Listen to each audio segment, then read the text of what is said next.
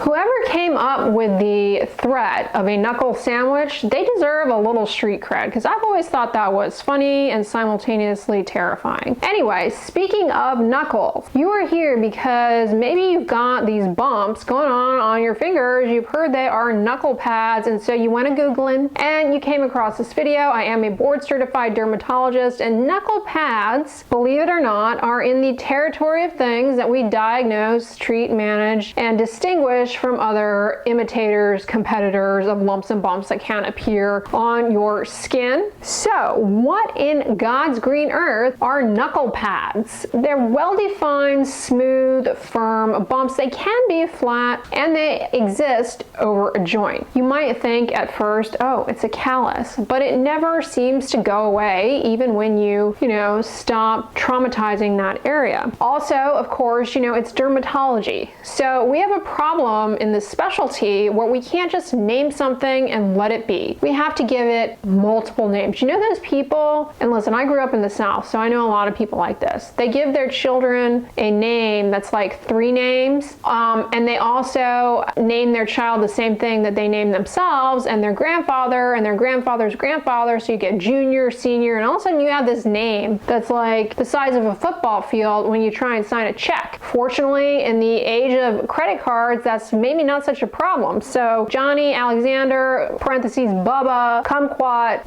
McDaniel the third, he's not stressing. But that's how it is in dermatology. Like those people, they grow up and they become dermatologists. They identify skin diseases and then they give them huge long names or a bunch of names. And this is, you can't just drop knuckle pad and think that that's sufficient. So we've got holoderma, like holoderma. We have Gorod's pads. I don't know who Gorod was, probably some dermatologist who wanted to name something after himself. But specifically, what the heck is even going on here? Like, what are these weird bumps on the backs of your hands? Well, they are a type of fibromatosis. Fibromatosis, there are actually many different types. For example, there's something called Dupuytren's contractures, which happen up in here and can actually impair your hand mobility.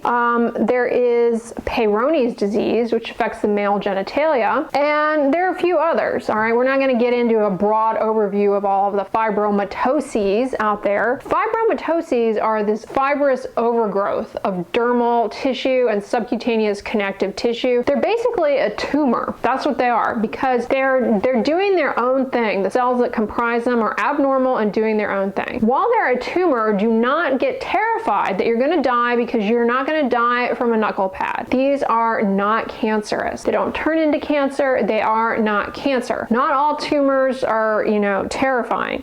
This is just a benign, meaning non-cancerous tumor of dermal subcutaneous connective tissue, known as a fibromatosis. And fortunately, they typically are not symptomatic. Like, they're not painful, they don't throb, they don't swell, they don't turn red, they don't blister, they don't do anything. Some people, they do become uncomfortable, they might itch a bit, but for the most part, they're one of those things that's just there, and most people are coming in to find out what they are, and they maybe want to get rid of them because they're bothered by the appearance of them. Why exactly do we make these in the first place? Well, like I tell you guys in 90% of my videos at least, if you have a skin condition, a health problem, anything that you don't like about yourself, there is a good chance that you can just shift the blame to mom and dad. There is a genetic component here, and it can run in families. If you have family members with these and you've got them, then that is likely a part of it. In fact, there are even full-blown genetic syndromes where a feature of the syndrome is having knuckle pads along with other things. For example, there's a condition that's very rare, okay? This is one of those super rare things. I say super rare, but knowing my luck, this video will go up and 30 of you will be like, oh, I've got that,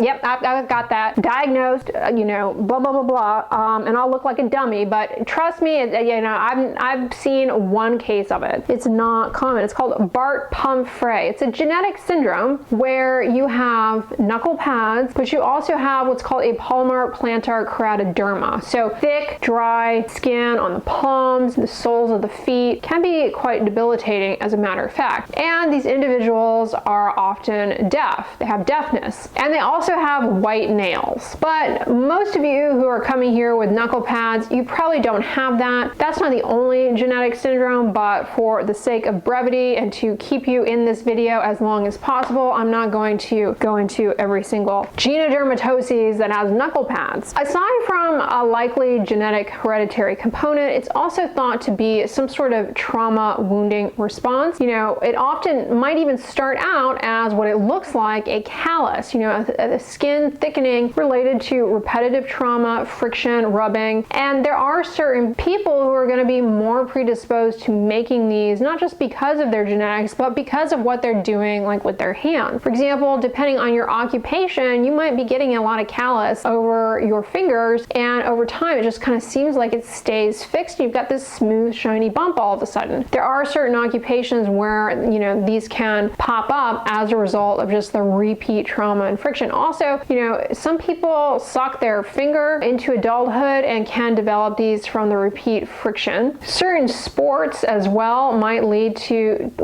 these. Usually these appear for the first time in your 30s, but if you have family members who make these, you'll find that whatever age theirs appeared is the age that yours likely appear. Again, it's, you know, one of those genetic things that maybe a medical student will do a report on one day, but we're never really going to know what the heck is going on. And it's not like, you know, we're not likely to come up with some therapeutic to tackle these because, like I said, they're not dangerous and they're not even that common, but they do happen. Despite the name knuckle pad, they don't often really even happen over your knuckles, but rather over these finger joints.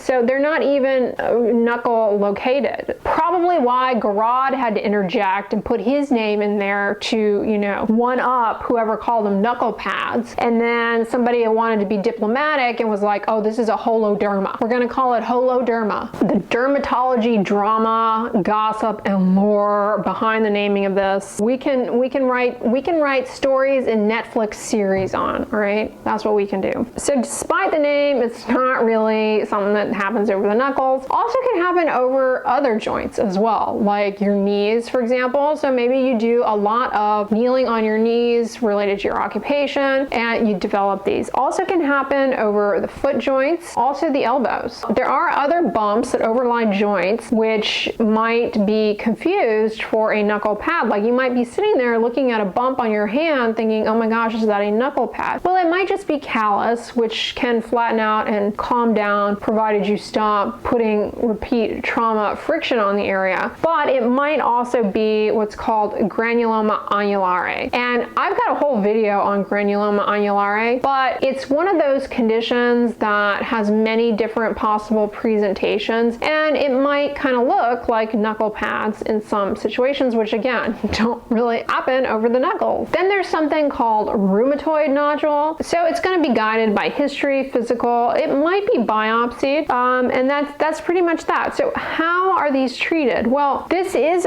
one of those situations where a treatment option is no treatment. You know, here's the thing, people nowadays hate doctors because they claim all we do is prescribe drugs. But when we say, oh, doesn't need to be treated, then all of a sudden it's like, what do you mean you're not going to prescribe me something? It's like, whoa, you can't win. You can't win. But trust me, that is an option. These aren't going to kill you and you'll be fine. But if you're really pressed by them, yeah, your doctor could cut them off, could remove them surgically. Unfortunately, scarring can be quite robust after this. You might even form a full-on keloid, which isn't going to be much different than having the knuckle pad in the first place, and in fact can be much more obvious, and in some cases actually can leave you with some debilitation because it can, you know, keloids extend outside of the boundaries of the surgery incision, and they put out claws. It literally means crab claw, and so that can end up, especially on the hands, limiting mobility quite a bit, and you're gonna, you know, that's something you might regret for sure, and you know, you'll be stuck having to have treatment. treatment. Some cases of knuckle pads actually respond quite well to a little intralesional triamcinolone, which is a steroid to flatten them out. I'm showing you here this woman's